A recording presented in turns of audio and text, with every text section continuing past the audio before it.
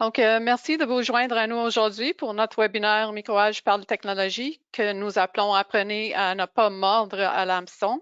Ce webinaire que nous présentons au moins 2 fois par année pour démontrer l'importance de la sensibilisation et formation à la cybersécurité pour aider les organisations à se protéger contre les attaques d'hameçonnage. Mon nom est Maria Fiori, je suis directeur des opérations ici à Microage et je suis accompagnée aujourd'hui par Sergio Lima, directeur succès à la clientèle chez Microage. Bienvenue, Sergio. Bienvenue, bonjour à tous. Avant de débuter, quelques petites notes. Tous les participants sont en mode silence pour réduire le bruit de fond. Nous aimons répondre à vos questions, alors on vous encourage à poser vos questions tout au long du webinaire en utilisant l'onglet Questions de l'outil webinaire qui se trouve normalement à la droite de l'outil. Le webinaire est enregistré. L'enregistrement vous sera envoyé un peu plus tard aujourd'hui. Vous pouvez le réécouter et ou le partager avec des collègues qui pourraient en bénéficier. Du même coup, nous allons vous envoyer le lien pour les aides-mémoires gratuits que nous vous offrons aujourd'hui. Dernière petite chose, à la fin du webinaire, vous recevrez un court sondage de 3 questions pour recueillir vos commentaires sur le webinaire. Vos commentaires nous aideront à améliorer les prochains webinaires. Donc, nous vous remercions à l'avance pour votre aide avec cela. Donc, avant de passer la parole à Sergio, je prends un petit moment pour vous donner un aperçu de Microage. Microage est un fournisseur de services technologiques avec 38 succursales à travers le pays. Nous fournissons des services et des solutions informatiques à nos clients depuis 1981. Notre approche repose sur un élément clé, la compréhension de votre entreprise, vos opérations, vos objectifs, vos défis, vos opportunités. Et cela nous aide à recommander et à fournir les services et les solutions informatiques qui vous conviennent. Voilà, en quelques mots, notre raison d'être. Donc, avec ça, je passe la parole à Sergio. Merci beaucoup, Maria. Merci à tout le monde d'être venu ici et bonjour. Le programme pour aujourd'hui, on va passer à travers quelques pages de statistiques au niveau de cybersécurité. C'est plus une mise à jour de qu'est-ce qu'on donne régulièrement au niveau des statistiques, si ça a changé, est-ce que ça a augmenté, est-ce que ça a diminué. Et c'est des statistiques canadiennes, fait que c'est pas d'un marché États-Unis. C'est vraiment pertinent à notre industrie, à notre vie quotidienne. Ensuite, petite explication pourquoi nous, on parle toujours du pare-feu humain et c'est quoi un pare-feu humain. Et ensuite, on va passer à travers notre session de jeu, de questionnement, phishing, hameçonnage, les questions pour voir si vous êtes assez vigilant ou si vous savez les réponses des questions qu'on va poser. Et on va passer à travers un petit temps de questions et réponses si jamais vous avez des questions. Donc, on va commencer.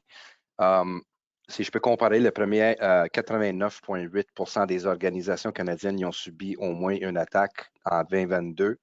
Ça a augmenté depuis 2021, fait que c'était à 85% en 2021, fait que le chiffre continue de monter en termes de cyberattaques pour les organisations canadiennes. 63,3 des organisations qui ont été touchées par un rançongiciel en particulier. Encore une fois, c'était 61,2 en 2021, fait que ça continue de monter, malheureusement. Sinon, les autres stats, le 85,4, ça, c'est les organisations qui s'attendent à être touchées par quelque chose en 2023. Plus ou moins la même chose que l'année passée. C'est des prédictions, en fait. 82% des organisations qui ont payé un rançon, quoi que ce soit, à cause des données qui ont été détruites en 2022. 72% des PME s'attendent à une attaque de phishing en 2023, fait que spécifiquement un hameçonnage qui risque d'être pogné avec un hameçonnage.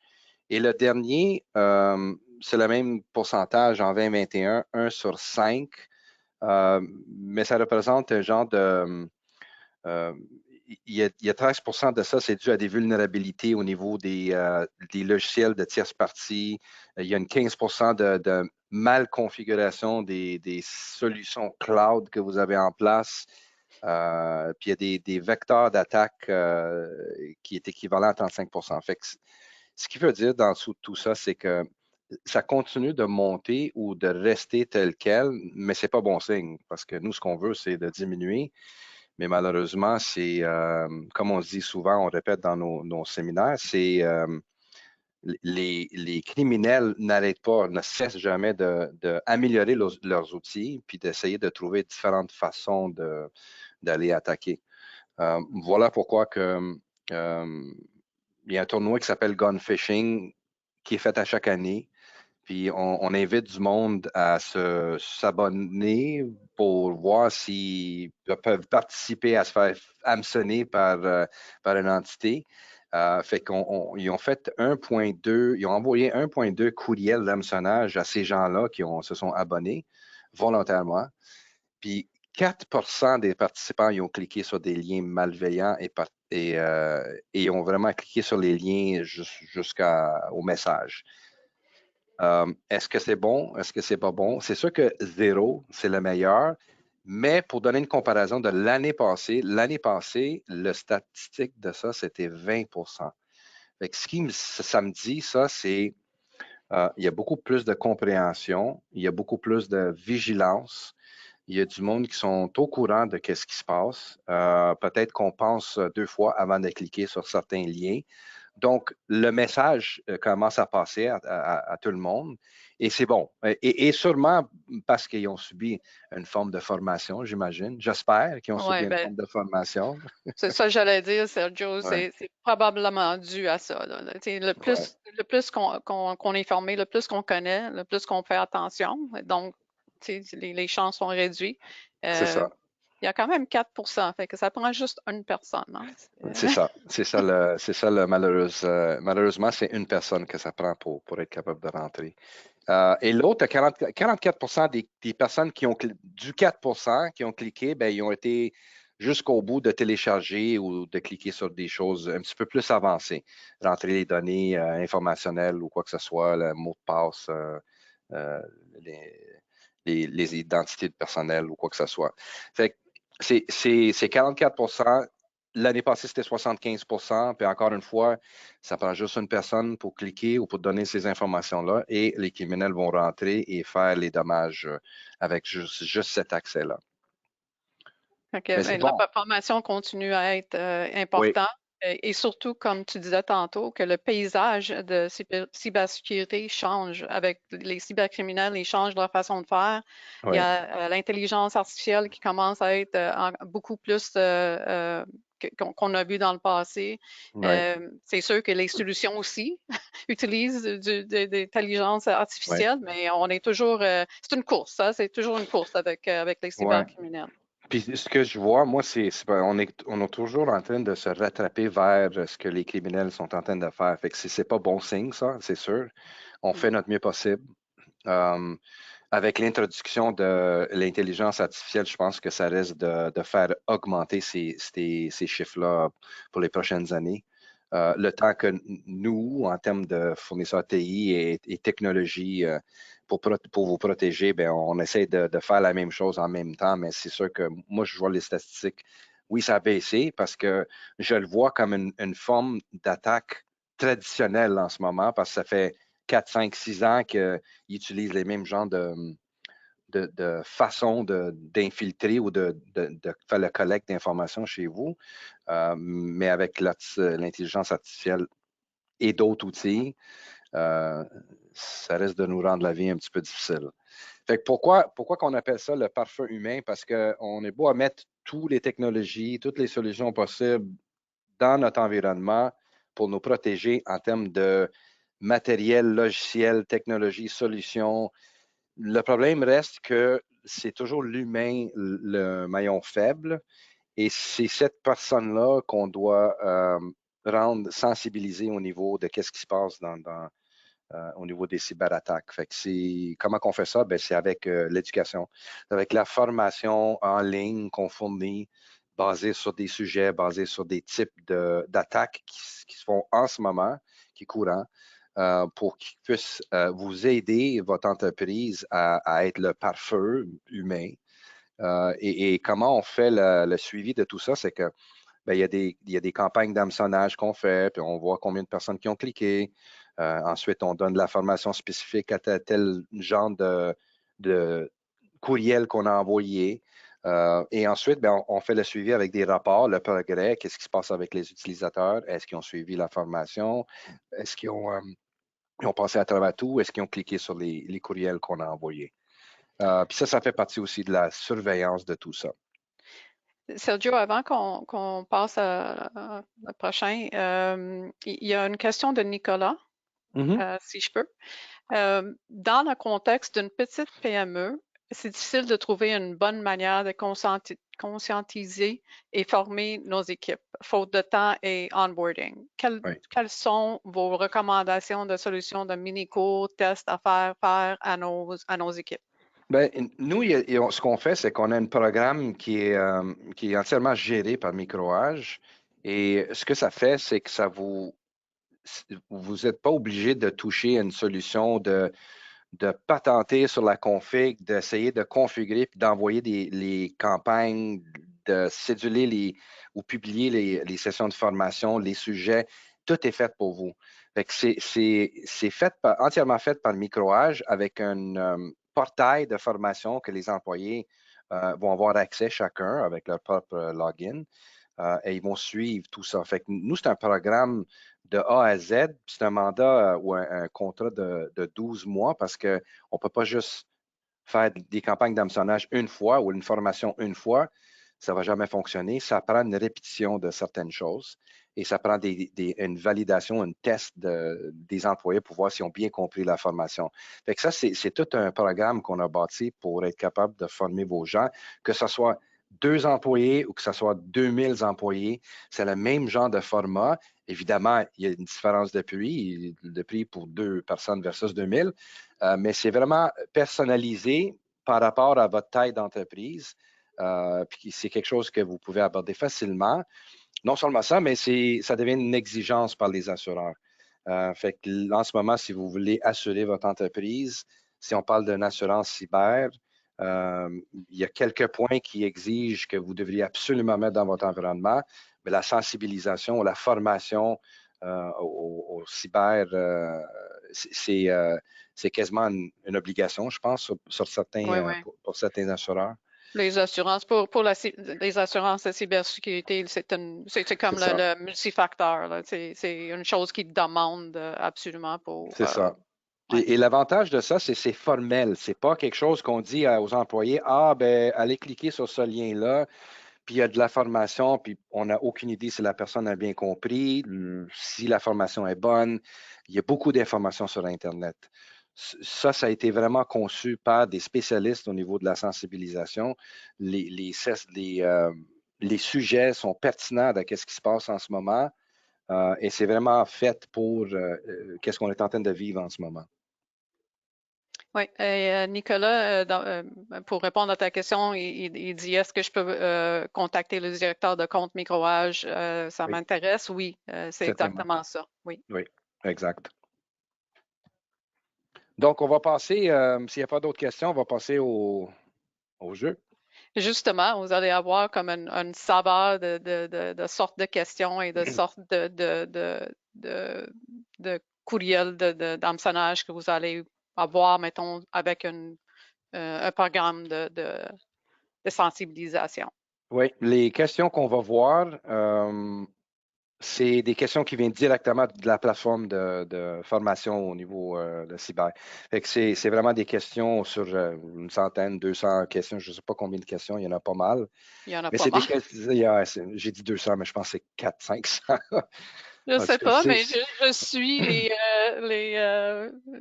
formations, donc Oui. Fait qu'on a 6 questions à poser qu'on voit dans la plateforme et on a 5 courriels, échantillons de courriels, que ça de aussi, c'est messages. des courriels d'hameçonnage sur vraiment une autre bibliothèque pleine de gabarits de courriels qu'on peut faire pour votre entreprise aussi. On peut vraiment personnaliser des courriels pour si vous voulez vraiment tenter de ficher vos employés. On peut faire ça assez plaisant ou assez difficile pour vos employés. Rigoureux, rigoureux. Vigoureux, oui, exact. Donc, on va commencer. Oui. Voilà. On commence avec la question 1. Ce qu'on va faire, c'est que je vais poser la question, vous voyez les réponses. Ensuite, Maria va activer la session sondage, puis vous allez répondre. On vous donne quelques secondes pour répondre. Donc, la première question, c'est parmi les réponses suivantes, laquelle sera la plus utile si vos fichiers étaient chiffrés par un rançongiciel? Et il y a Une une réponse. réponse, Une une meilleure réponse. réponse, oui. Oui, une Donc, meilleure réponse. Oui, ça c'est bon. je ne sais pas, les réponses, on n'a pas cliqué sur les liens dans les emails suspects, ne jamais désactiver le logiciel antivirus, ne pas ouvrir les pièces jointes dans un email, sauvegarde de vos fichiers professionnels sur le réseau de l'organisation. Donc, on va, euh, on va partager le sondage, le premier. Et on vous donne quelques instants pour répondre. Donc, parmi les réponses, laquelle sera plus utile si vos fichiers étaient chiffrés par un rançongiciel? De ne pas cliquer sur les liens dans les courriels suspects, ne jamais désactiver les logiciels antivirus, ne pas ouvrir les pièces jointes dans les courriels inattendus et sauvegarde de vos fichiers professionnels sur le réseau de l'organisation.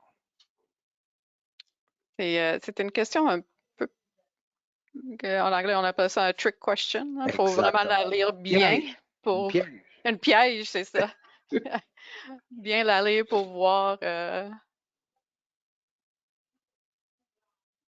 on va donner quelques secondes encore. On a presque 70% du monde qui ont voté. Donc,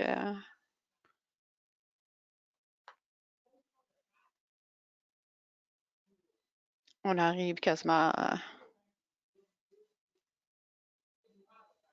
Donnes-tu quelques secondes encore, Sergio? Comme tu veux. Ouais. Je pense qu'on est correct. Oui, je pense qu'on est correct. Donc, on va arrêter le sondage et je vais partager les réponses avant que tu donnes la bonne réponse. Donc, on a 27% qui disent de ne pas cliquer sur un lien suspect, dans un email suspect, excuse-moi. Il y a 19% qui ont dit de jamais désactiver le logiciel antivirus. 25% ne pas ouvrir les pièces jointes dans un email inattendu et 29% de sauvegarde de fichiers sur le réseau de l'organisation. Et je vais Tu me dis fermer quand ça. je pèse, je peux avancer? Vas-y, vas-y.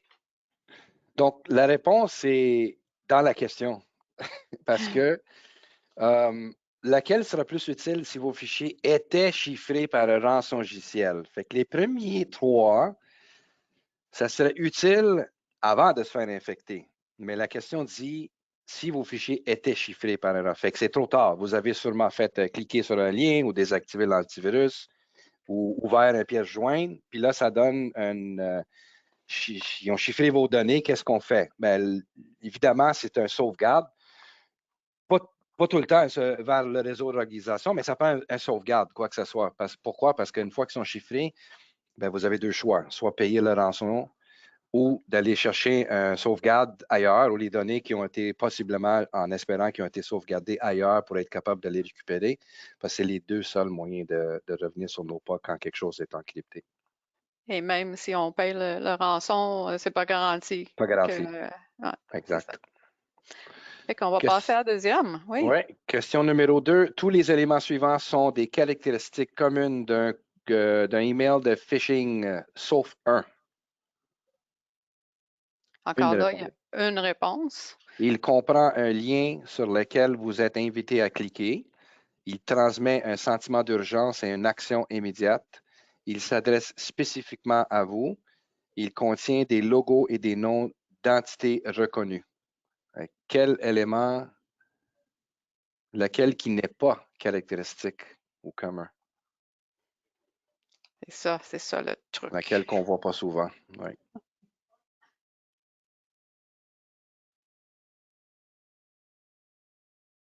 Hein? pense qu'il y a...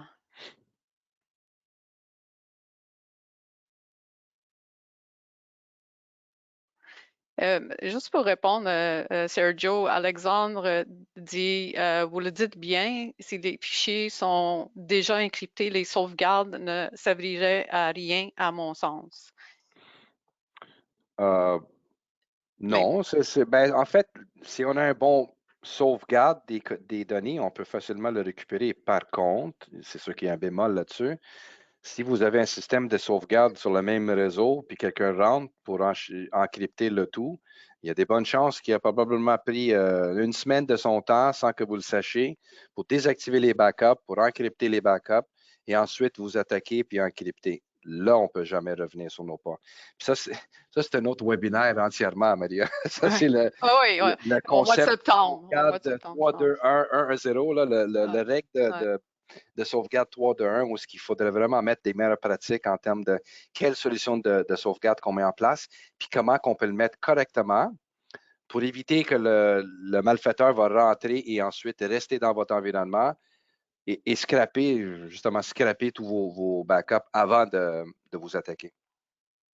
C'est ça. En plus, tu sais, les backups, tout dépendant les données, quand est-ce qu'ils sont faits, fait que c'est sûr que si tu fais encrypter aujourd'hui, peut-être celui d'aujourd'hui, les fichiers d'aujourd'hui seront pas bons, là, mais de ceux de hier ou tout dépendant encore là, de quand Ouais. est-ce que le- ouais. Donc, on a pas mal tout le monde qui a voté pour celui-là, donc je vais l'arrêter et je vais partager les réponses. Donc, il y a 8 qui ont répondu comprend un lien sur lequel vous êtes invité à cliquer.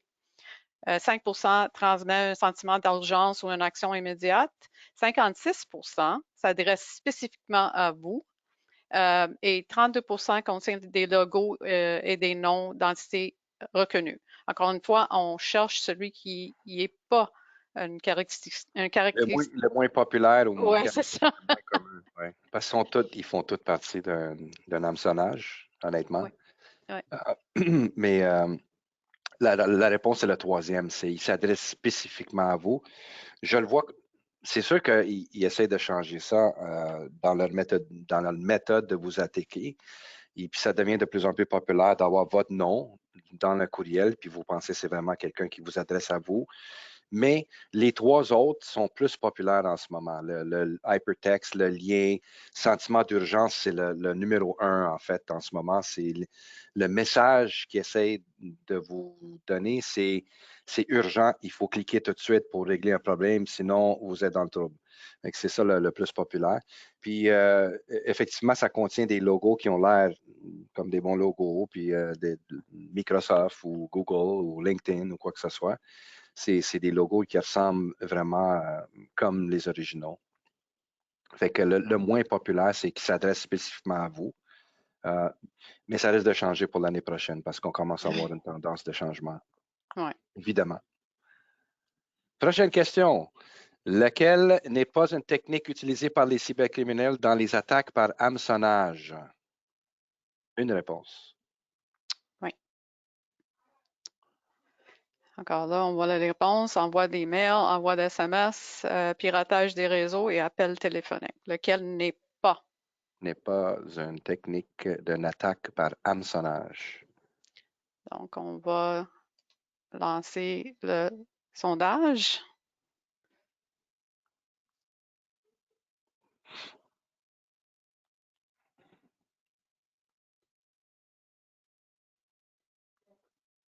On voit que le monde commence à être un peu plus wise.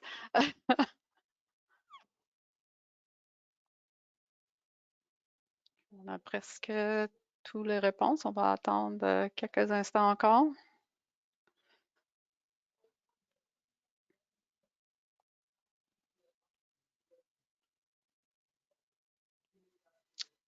Donc, on va arrêter le sondage et on va partager les réponses. Donc, on a envoi des mails, 0%, très bien. Envoi de SMS, 3%, pas tout à fait. Piratage des réseaux, 51% et appel téléphonique, 46%. Donc, la réponse? C'est le piratage des réseaux. Ça, c'est une forme d'attaque, je cherche mes mots, dans l'ancien temps, on va dire, traditionnel, encore une fois, je vais utiliser le mot. La réponse est dans la question, encore une fois, les attaques par hameçonnage. Si ce qu'ils font, c'est qu'ils envoient des courriels, un SMS ou un appel téléphonique, ça dépend les méthodes, mais ils font ça pour être capable d'aller pirater votre environnement, pour être capable d'accéder à votre environnement. Mais en ce moment, le vecteur le moins populaire, c'est un criminel qui essaie d'attaquer votre environnement à travers votre pare-feu et toutes les solutions de sécurité que vous avez en place. C'est trop difficile pour eux autres. Ils prennent toujours le chemin le plus rapide, le plus facile. Puis ça, c'est les humains. Fait qu'ils ils font ça par les courriels avec le sentiment d'urgence, avec les SMS, avec les textos qui vous donnent une information, un lien à cliquer ou des appels téléphoniques carrément. Faire semblant d'un quelqu'un de support technique puis qui vous demande de faire quelque chose. Parfait. On va passer à la Question question 4. numéro 4. Quelles sont les meilleures pratiques pour vous protéger contre le message et les sites web d'hameçonnage? Il y a plusieurs réponses. Ouais. Ouais. Plusieurs Quelles réponses sont à ça. les meilleures pratiques pour vous protéger contre les messages et les sites web d'hameçonnage? Donc, les réponses, on ne cliquez jamais sur des liens au bouton dans un message. Après avoir cliqué un lien, vérifiez que le site est légitime. Activez la fonctionnalité anti-hameçonnage de votre navigateur. Méfiez-vous des messages qui demandent des informations personnelles. Donc, on va lancer le sondage. Donc, encore une fois, quelles sont les meilleures pratiques pour protéger contre le message et les sites web d'hameçonnage? Il y a plusieurs réponses possibles.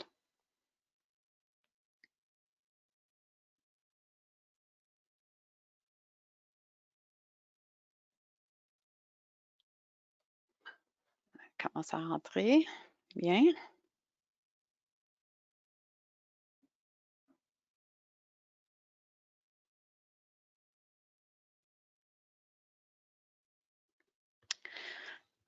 Presque tout le monde qui a voté. On va donner quelques petites secondes encore.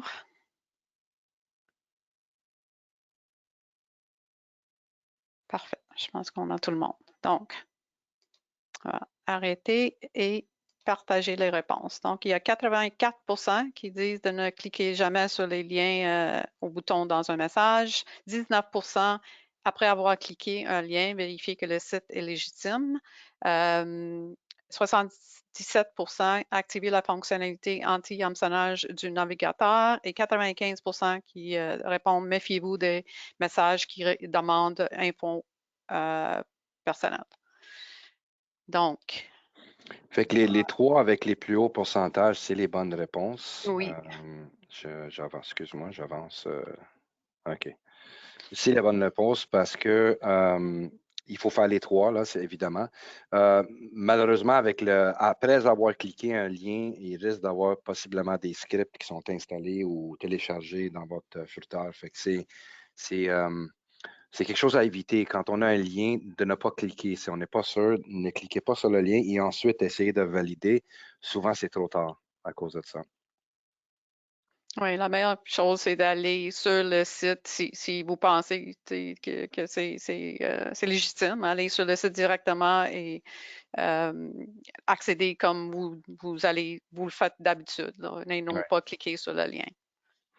Mais en passant, si jamais vous voulez savoir comment qu'on fait pour éviter tout ça, ben, c'est sûr que c'est dans les sujets de la formation, ils vous expliquent comment, c'est pourquoi que, la raison pourquoi que quand on clique un lien, puis qu'est-ce qui se passe après, ça vous donne beaucoup plus de détails, puis ça vous explique quoi faire et ne pas faire.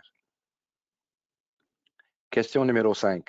J'adore cette question-là, pas à cause des réponses sur la question, mais en termes du prochain diapo là, après la réponse, parce que c'est incroyable comment ça change.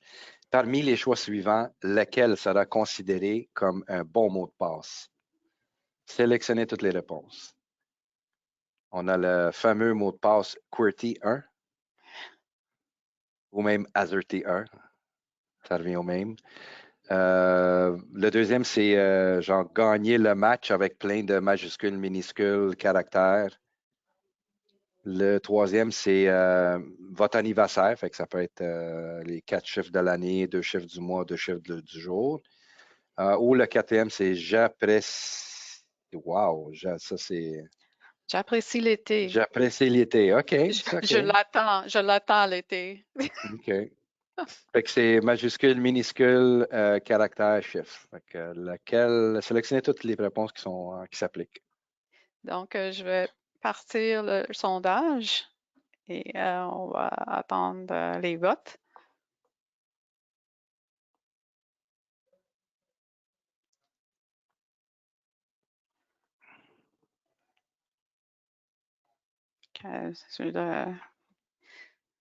Ça prend pas beaucoup de temps, le monde répondre vite à celle-là. Celle-là, je pense que le monde y a compris. Oui, je pense que oui, mais fait que je pense qu'on a tout le monde, ou presque. Bon, 2 secondes encore. Parfait. Donc, on va arrêter et on va partager les réponses. Donc, on a 3% qui ont dit QWERTY 1. Je pense que ils ont fait ça par exprès là, de répondre ça. Le 85% qui ont répondu gagner le match. 0 pour l'anniversaire. Bravo. Ouais. Et 96% j'apprécie OK. l'été. Donc, je vais arrêter et la plupart ont raison, je pense. Oui, Hein? oui, exactement. Fait que c'est toujours basé sur complexité. Fait que c'est sûr que majuscule, minuscule, chiffre, caractère, il y a aussi quelque chose de commun dans les deux réponses. Ça dépasse un certain nombre de caractères qu'on a mis. Et voilà pourquoi. À chaque fois qu'on fait ce webinaire-là, on a le tableau mis à jour là, par les entités qui font ça régulièrement. Ils mettent à jour, puis ça vous donne des exemples sur le nombre de caractères pour les mots de passe. Fait que si vous regardez à gauche, c'est marqué Number of Characters, c'est le nombre de caractères dans votre mot de passe. Il y avait un temps où 8 caractères, c'était suffisant. Si vous regardez à gauche, 2022, 8 caractères, puis là, même si on mettrait des chiffres, du majuscule, minuscule, des symboles, des lettres, tout ce qu'on voulait, complètement à droite, là, c'est du 39 minutes pour un criminel de rentrer dans votre environnement avec ce genre de mot de passe. Fait que des mots de passe comme, si je recule, des mots de passe comme l'anniversaire ou QWERTY, mais c'est relativement simple. Puis ça, c'est des mots de passe qui risquaient de prendre 39 minutes. Maintenant, regarde à droite, 2023, il s'est mis à jour. Le 8 caractères est rendu à 5 minutes, encore pire.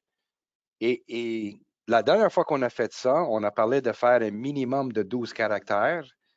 Puis c'était du 3000, c'était 3000 années, là, à 3000 ans pour essayer de bypasser ça ou de rentrer dans votre environnement. Même ça, ça a changé.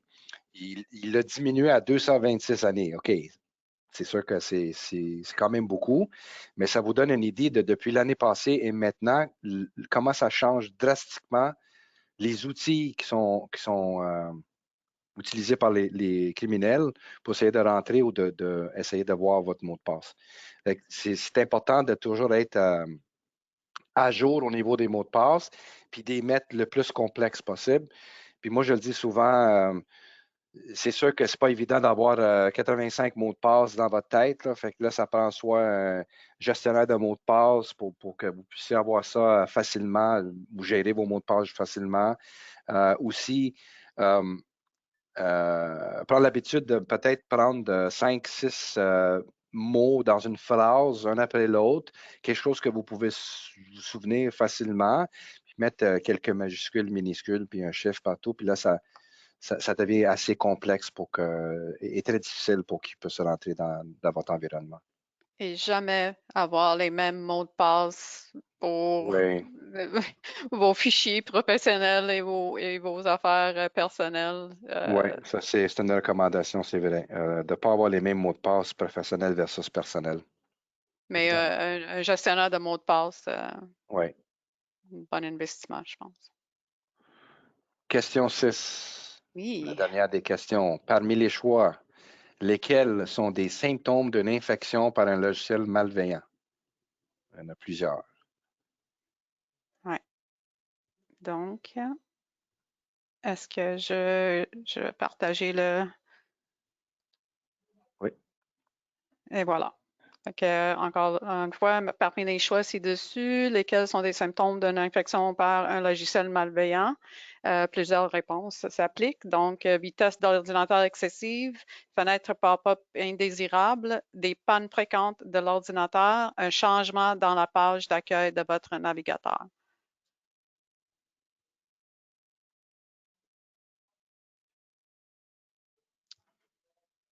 Fait que, en attendant que tout le monde vote, il y a une question de Nicolas. Quel est le meilleur gestionnaire de mots de passe en 2023? Il fait référence à la brèche de LastPass.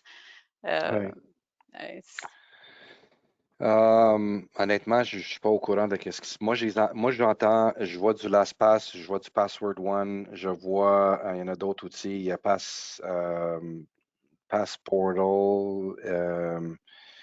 il y en a plusieurs, là. Il y a une dizaine de logiciels au niveau gestionnaire de mots de passe. Ils sont tous Joël dit corrects. Bywarden. Il y en a plusieurs. Ouais, il y en a plusieurs. Fait que je peux pas vraiment vous forcer à aller vers un ou vous dire que c'est celle-là que j'aime parce qu'honnêtement, ils sont tous corrects.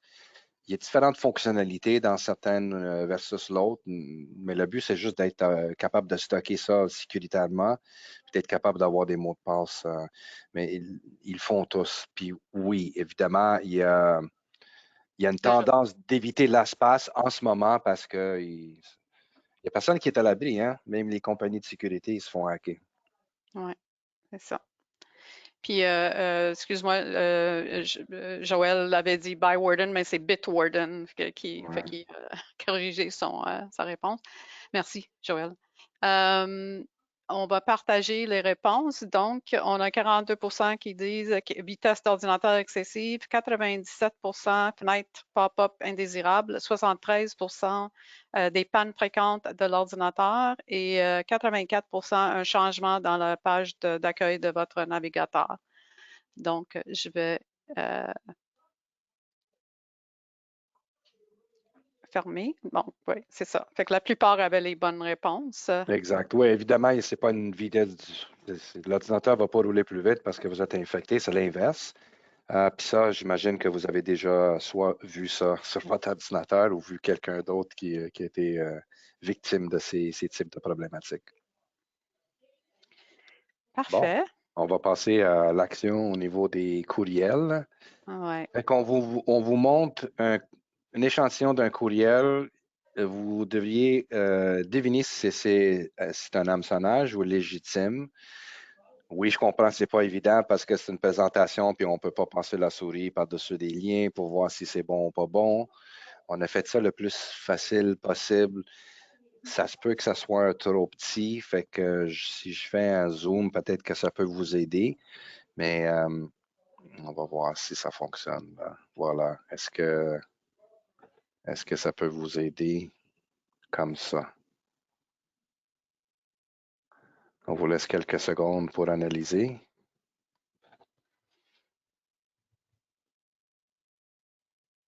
Ça grandit, hein, Maria, j'imagine? Oui, oui, ça grandit. OK.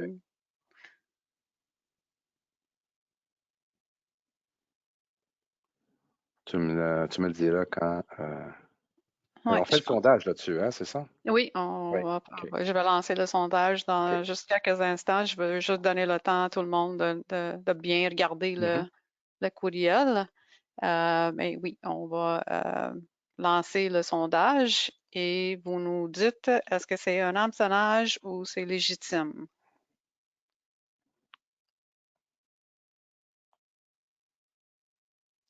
Ok. On a peut-être fait ça un peu trop facile, Sergio. Peut-être. Peut-être. Donc, on donne quelques secondes encore. On a Je vais encore des répondre à ça, par réponses. exemple. J'ai une réponse pour ça. Mais, On fait ça chaque jour, hein, pour nos clients. mhm, On a des gabarits de courriel très faciles, puis il y a encore du monde qui se pogne dessus parce que quand on reçoit un courriel comme ça se peut qu'on fasse deux, trois choses en même temps. On voit ouais, le courriel, on clique dessus par erreur ou on clique parce qu'on pense que c'est vrai. On n'y pense pas, on est stressé, il y a d'autres choses qui se passent. Ça absolument. continue d'arriver même si c'est facile. Il y a des templates que nous, on rit parce qu'on dit impossible, il n'y a personne qui va cliquer, puis on arrive à trouver du 5 à 10 de personnes qui cliquent dessus. Ah, t'as raison. C'est exactement ça. On est toutes tellement débordés que des fois, on prend pas le temps de juste de lire, de bien lire, right? Ouais. Donc, on va partager les réponses. Fait qu'on a 95 qui pensent que c'est un hameçonnage et 5 qui pensent que c'est légitime. Et la réponse est oui, C'est une fraude. Ouais. 95 avaient raison. Ouais. Encore une fois, ça inspire le sentiment d'urgence. Il faut le faire tout de suite, aujourd'hui. Plein de problèmes ici, en fait. Le logo, il est comme mal fait un peu. Oui, Quoi d'autre? j'avais même, quand tu l'as agrandi, j'ai aussi remarqué en bas que ça dit patents pending pour Outlook. Ça n'a pas de bon sens, hein? On C'est va faire Microsoft qui ça. fait le OK, rights. patents and patent spending. OK. Ah, c'est weird.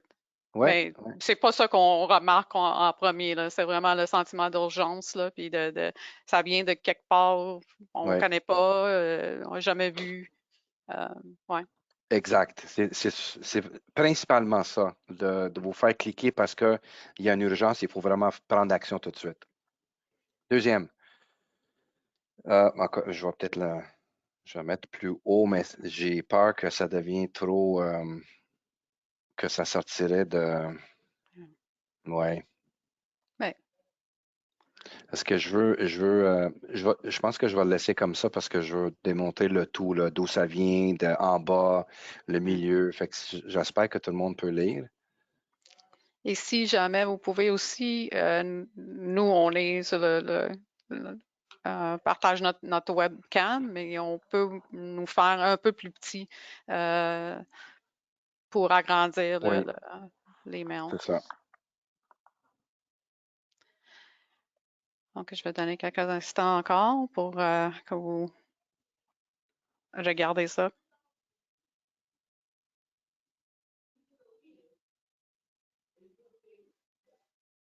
OK. Donc, est-ce que c'est un hameçonnage ou c'est légitime?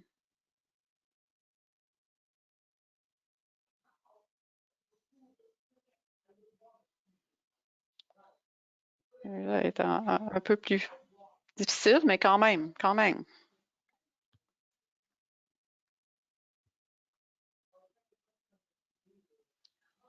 Je pense qu'on a pas mal tout le monde. Ah, quelques réponses encore.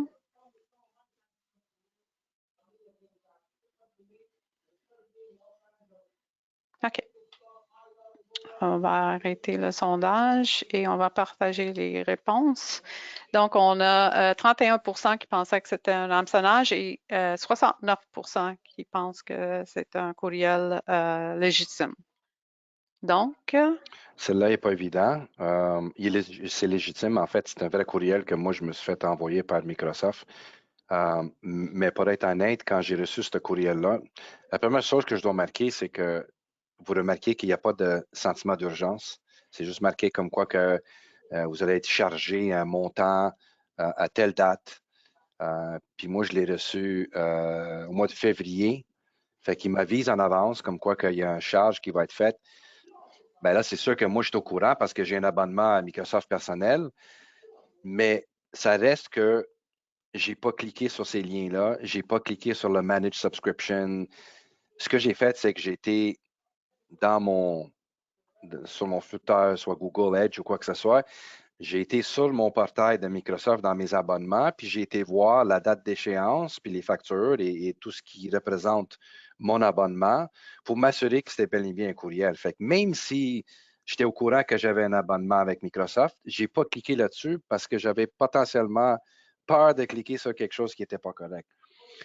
Voilà le besoin au niveau de la vigilance, parce que malheureusement, il faut faire ça des fois pour s'assurer que tout va bien. Mais ça, c'est un courriel légitime. Il n'y a vraiment rien de pas correct en bas ou en haut. Ça vient vraiment.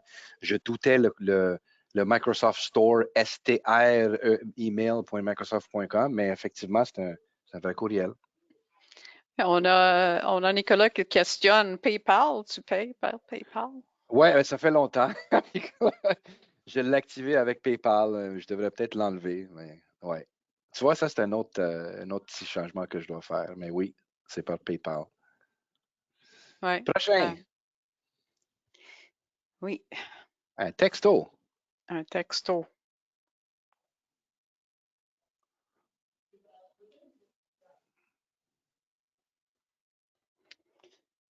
On va donner quelques instants pour que tout le monde ait la chance de répondre. Pas de répondre, mais de lire. Pardon. OK. Donc, je vais lancer le sondage. Est-ce que c'était un hameçonnage ou légitime? Et entre-temps, Hubert dit une chose que je dis à mes usagers, on a un avantage, nous, en travaillant en français pour tout. Déjà, si une organisation nous écrit en anglais, il y a un doute. C'est bon. Fait qu'on a pas mal tout le monde qui a voté. Si jamais vous doutez, si vous posez la question si on a du contenu français pour les campagnes d'hameçonnage et de la formation, nous, on a tout au complet en français. Fait que quand on va ficher, hameçonner vos employés, il n'y en a pas de courriel en anglais. C'est des courriels frauduleux en français qu'on fait. Fait que c'est vraiment des gabarits spécifiquement faits pour le marché québécois. Fait que là, ça enlève Le le plus doute. facile, ouais, le doute plus facile au niveau des courriels anglais, parce qu'effectivement, quand on travaille uniquement en français puis on voit un courriel en anglais, on commence à douter qu'est-ce qui se passe. Donc, celui-là était facile. Il y a 100% Oui, du monde qui pense que c'était c'est un ça. hameçonnage. Mais c'est bon, c'est bon. Et ce qui arrive avec ça, c'est que moi j'ai vu ça, j'avais des collègues, j'avais des membres de la famille qui ont tous reçu ce texto-là suite au verglas. Hein. C'était instantané, là, quelques jours après. Même Et pas. Je les pense, malfaiteurs, oui, ils ont quelques commencé. jours, c'est vrai. C'était la fin Ouais, de semaine parce que j'étais assis en train de souper avec ma famille. Ouais. c'est ça, c'est ça. Fait que, OK, nous, on est dans le TI, on connaît ça, mais combien de personnes qui ne connaissent pas la technologie, qui ont un téléphone, puis ont vu ça, qui risquent de cliquer parce qu'ils pensent qu'ils vont recevoir un crédit ou de l'argent ou quoi que ce soit? Hmm. Parfait. Numéro 4. Oui, je vais le mettre un petit peu plus grand. Est-ce que je peux faire ça? En fait, je vais le faire en deux parties. Je vais faire ça. Je vais laisser lire un peu. Ouais.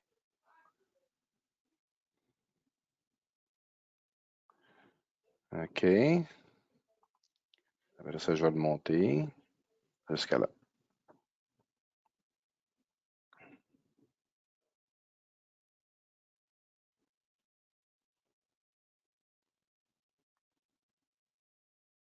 Bon. C'est beau? Donc, on va lancer le sondage et voir est-ce que c'est hameçonnage ou légitime?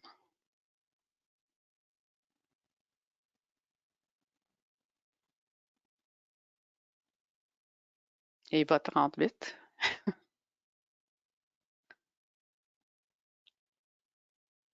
Parfait. On est presque à la. Tout le monde a voté.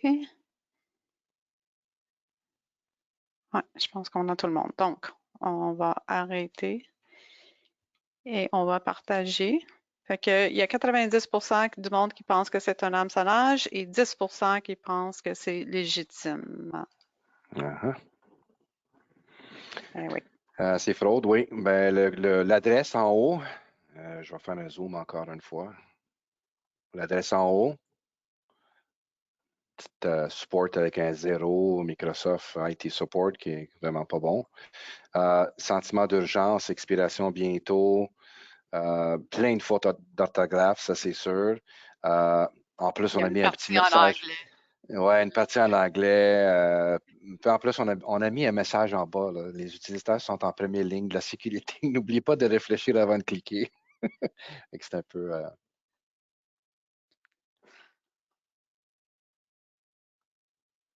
Puis malheureusement, on le fait pour nos clients, puis c'est quand même des choses qui cliquent. La dernière. C'est la dernière. Non, Oui, 5. C'est la dernière. l'avant-dernière. L'avant-dernière, OK. Ouais.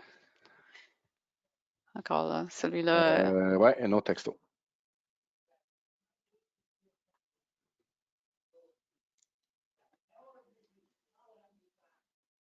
Fait que je pense qu'on a donné assez de temps pour que tout le monde lit le message et on va lancer hameçonnage ou légitime. Ouais, c'est facile. Il va falloir qu'on trouve des textos un peu plus difficiles, Sergio. Oui, c'est vrai. Bon, on a pas mal tout le monde qui a voté. Donc, on va arrêter le sondage et 100% on dit que c'est un hameçonnage. Et je pense que le 100% a Raison. raison. Oui, c'est bon. Et Oui, le message dans tout ça, c'est vraiment que c'est impossible que c'est aussi facile que ça d'avoir de l'argent là, par des textos. Je pense que tout le monde comprend que c'est des messages par texto pour virement de fonds ou crédit ou quoi que ce soit, là, ça n'existe pas. Que ce soit par des banques, que ce soit par Hydro, que ce soit par n'importe qui. À part les amis puis les membres de la famille qui vous envoient des virements Interact, ça c'est sûr, mais pour que vous soyez au courant de l'argent qui se fait envoyer, right? Si tout d'un coup, correct. moi, je reçois un texto de quelqu'un qui m'envoie de l'argent, mais je me posais la question, j'appellerais la personne pour dire est-ce que tu m'envoies de l'argent pour vrai ou c'est pas toi? Hmm. C'est toujours une validation qu'il faut faire. Et la dernière, est-ce que je le zoome? Oui, Ouais, je vais juste un faire peu. un petit zoom comme ça.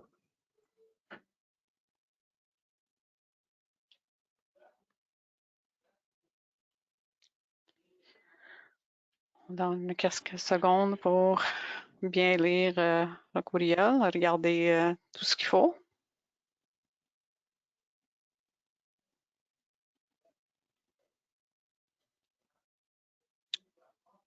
Et voilà. On va lancer le sondage. Donc, est-ce que vous pensez que c'est un hameçonnage ou c'est légitime?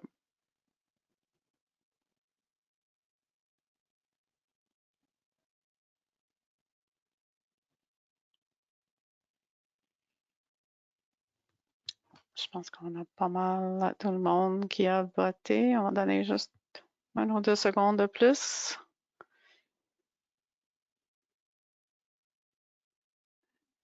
Et voilà, je pense qu'on a pas mal tout le monde. Donc, on va partager les réponses. Fait que 94% pensaient que c'était un hameçonnage et 6% pensent que c'est légitime. Donc, la réponse?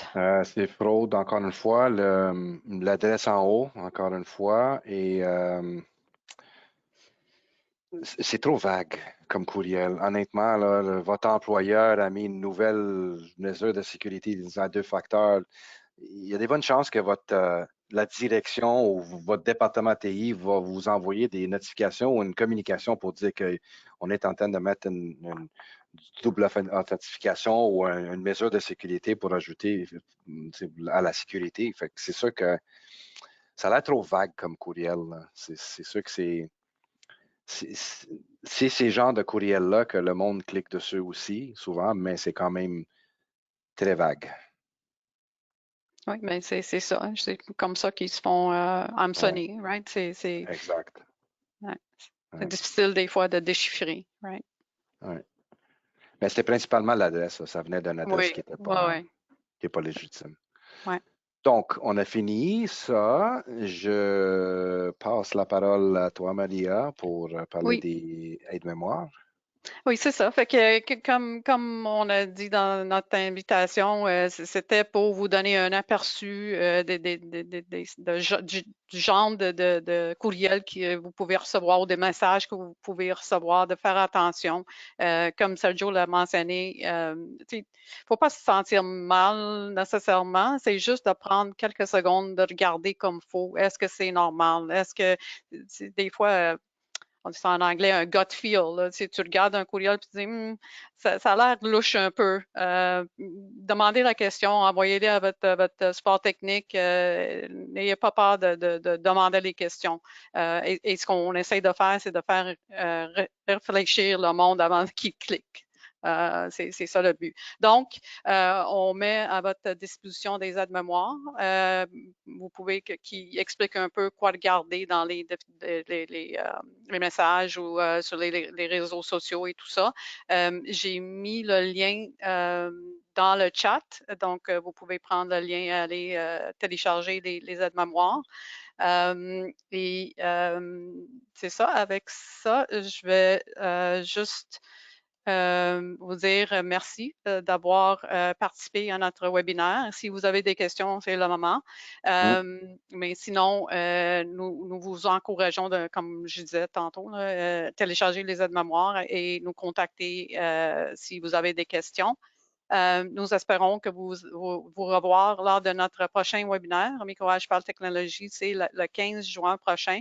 C'est la deuxième session d'une série de 3 webinaires qu'on fait sur les couches de cybersécurité. Sergio parlait de backup. Ça va être au mois de septembre, mais c'est le genre de choses qu'on Ouais. essaie de discuter dans la série de 3 webinaires. Et celui du 15 juin, on va discuter du réseau et les terminaux. Donc, et les invitations seront envoyées dans les prochains jours, peut-être dans une semaine. Donc, encore une fois, merci Sergio et merci à vous tous d'avoir passé la dernière heure avec nous. On est quasiment à 1 heure pile. Pile, Donc, ouais. merci beaucoup et je vous souhaite une belle journée et je souhaite que ça a été quand même un webinaire qui a eu de la valeur pour vous, que vous avez appris quelque chose aujourd'hui. Fait que, avec ça, encore une fois, une belle reste de journée à tout le monde. Merci. Merci tout le monde. Merci, Maria. Merci à toi, Sergio.